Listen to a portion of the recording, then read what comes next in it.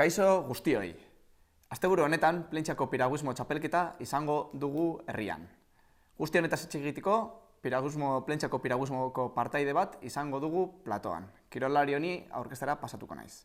Kaixo, Andoni Txabartieta. Kaixo. Bueno, pizkate, konta iguzu ze egongo den asteburu honetan. Ze motatako txapelketa izango den? Bueno, asteburu honetan bi probaz daukagu. Daukagu alde batetik Plentziako itsasadarran igoera jaitziera. Aurten da 27. edizioa. Eta hau da itsasadarretik. Beste alde batetik daukagu itsasoko 16. edizioa, Plentzia Biano, ibilbidea.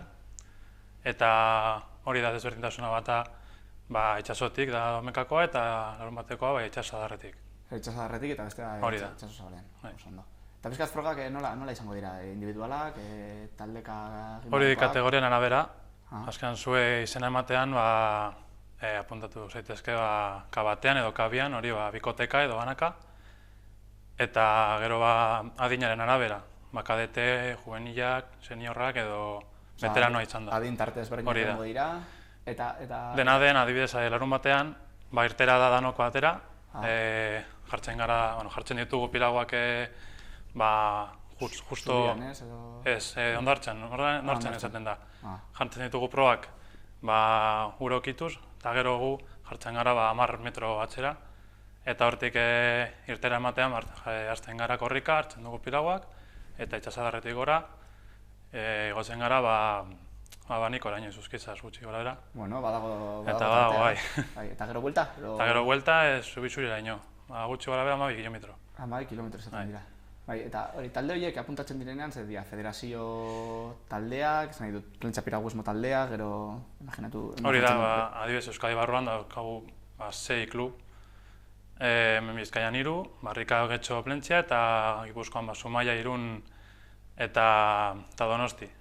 Apuntatzen gara, federazioen bitartez, eta gero badaude gonbidatuak, etortzen direla, guk gonbidapena eman da. Kasu honetan Plentzien gonbidatu da, ze da txapelketa honen antolatzailea. Hori da, etortzen ja Kastrotik, Obidotik. Eta txapelketa hau demagun zer da, liga bat, kopa bat? Kopa baten barruko lehiaketa bat dago. Eta hau da 3. edo 4. uste. Saioa? Bai. Eta gero non jarraituko du edo? Horrengo izango da Bidasoako jaitziera, eta uste dut ja azkena da. Lau saiokin nahikoa? Hori da itsasarrekoa, gero ja itsasokoa da beste kopa batekoa. Itsaso kopakoa. Beraz, asteburu honetakoa 3. saioa da? Hori da. Nola zaudete, klasifikazioan? Bueno... Ez gara asko klubean, orduan ez ditugu puntu gehiagi lortzen, baina, kalitatearen handetik nire ikuste dut ondo. Ondo zaude, bueno, edaki orduan. Nola izaten da puntuazio maila, esan nahi dute, nola puntuatzen da denboraren aldetik? Claro, azkenean denbora aldetik puntuatzen da, denbora gutxien egiten duena, postuetan geratzen da gorago, ezta? Baina badago adibidez, arau bat, kategoria berberan klubeko 2 badaude, adibidez, juveniletan 2K bat daude, bakarrik puntuatzen du lehenengoa, bigarrena ez du punturi lortzen, baina bai kentzen dio hurrengoari. Beraz, denbora eta noiz heldu zaren lehena, bigarrena? Hori da, gero badago izteko kontrol bat, 3. altzen bada eta zu ez bazara altzen denbora batean, ez duzu punturik ematen. Ez dizute punturik ematen. Bale, ados. Eta hori gehitzen dira, eta gero klubeko sailokapenean agertzen zara 3. edo 5. Hori da. Bale, zu parte hartuko duzu, Andoni? Bai, zetuko naz bukatzen. Ze kategorian tan zoaz? Ni ja nago seniorretan, K1 egingo dut, hau da bakarka eta gero itsasoan binaka egingo dut. Larun batean bakarrik, zein igandean edo igandean ja... Ez, larun batean bakarrik eta igandean binaka, K2an. Bueno, eta urte osoa egon zara prestatzen, konta iguzu pizkate, nola entrenatzen duzuen? Bueno, entrenamenduak 6 saio astero egiten ditugu, gogorra. Baina, azkenean faltatzen zara, azterketak, lana, familia, ez dakiz zer, zaila da mantentzen.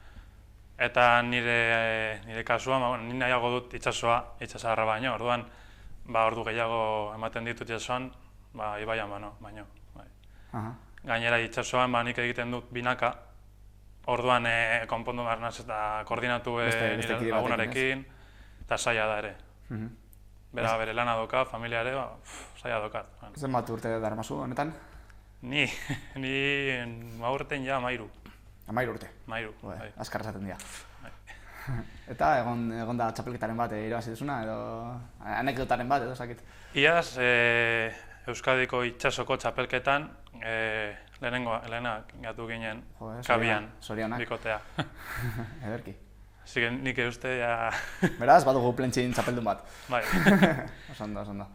Bai, nesken aldetik ere nahiko onak dira, esan behar dago. Bai. Ez dakite, hori, gure ikuslei, bai jakiteko, ez dakite, piragusmo taldean, ez dakit, parte hartzeko, nora jo bar dute, edo segin bar dute, ez dakit. Nire joz, azkenean ontsuetan nik eramaten dut dana. Baina aldez aurretik egin behar da nik uste ikastaroren bat, ikastaro hasiera, hastapen ikastaro bat. Eta hori orain egiten du gudan, beroa egiten duenez, eta ordu gehiago daukagu danok, astean zare egiten dutugu hastapen ikastaroak. Bai itsasadarretik, bai itsasotik. Itsasotik gehien bat etortzen dira alduak. Beraz, animatu nahi duena, orain da momentua, ez? Hori esaten dut, bai. Nik uste, asko eketzaten dute, ni badakit, ibili naz ja pilagoan ja, baina ze bakizu eta... Eta nola, ez? Eta nola, bai. Eta gero gainera hori txapelketan egoteko, hori, entrenamendua... Beste ikuspuntu eta beste helburu bat da kompetizioa, eta hori, hori aurrerantzean ikus daiteke, baina printzipioz, hastapen bat eta garapen bat egon behar du. Eta pizkanaka joango da hori eratzen. Bai. Pizkat, txapelketara bueltatuz, ze talde edo ze herri etorriko dira kompetitzera? Esan dugunez, hori Euskadiko 6 klubak, seguro. 6 klub dira, Euskadin? Hori Bizkaitik, etortzen gara Plentzia Barrika Getxo, gero Gipuzkoatik, Santiago Tarrak Irunetik, eta Zumaia Itsasgain eta Donosti Kaiak. Eta gero ja hemendik kanpo, Kantabriatik, Asturias... Hori dira gonbidatuak izango diretezke. Oso ona direla ere, nahiko onak, itsasadarrean, baina... Oso ondo. Bai. Orokorrean, gutxi gara bera egoten gara egun bat, balista hor. Larun batean, eta ja itsasoan pizka gutxiago 60 bat. Zein da favoritoa aurten? Niretzat itsasoa. Bai. Baina, genentzat da itsasadarrekoa. Oso polita da. Ikusten duzu irteera, ondarretik dela, pilo bat. Baina, nego zuzu jende pilo bat. Bai, niretzat bai. Eta ikusteko zein da honena? Igual itsasadarra? Itsasadarrekoa, bai. Hasten zara ondartzetik, eta ja, egotzen zara eta helmuga ikusten duzu. Eta hori da larun batean, ezta? Hori da. 11etan hasten da, pizka dagoiz, baina oso ondo. Eta aurten hori, zein da klub favoritoa? Zein doa lehen klasifikazioan edo? Donosti Kaiak da. Donosti Kaiak da favoritoa, hori da urte-zurte, tradizionalki. Oroar Gipuzkoatik datoz beti oso gogor. Oso gogor. Bai. Jende gehiago eta... Prestazio mailak igual. Hori da, azkenean. Denbora gehiago ematen duten, nire uste. Egoten dira, ez dakite, halako salsak arraunean bezala, hori fitxaketak egoten dira, kanpotarra bat etortzen dela beste klub batera edo... Igual Gipuzkoan bizkaian baino. Hemen ez dago jende askorik, ez da hain ospetsua girola, nik uste, behintzat hemen. Gipuzkoan bai, Gipuzkoan gehiago ikusten da.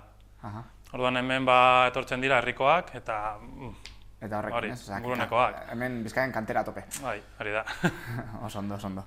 Zera, ez dakit, txapelketa orduan larun batean izango da goizeko 11etan. Biak izango da 11etan. Eta igandean, eta ez dakit, emango dizutitza pizkate, ez dakit, jendeari etorteko edo animatzeko orduzu minutu bat, zurea da hitza. Bai, azken finean hori kirol batean hasi nahi baduzu, ikustea ondo dago, ez dakit.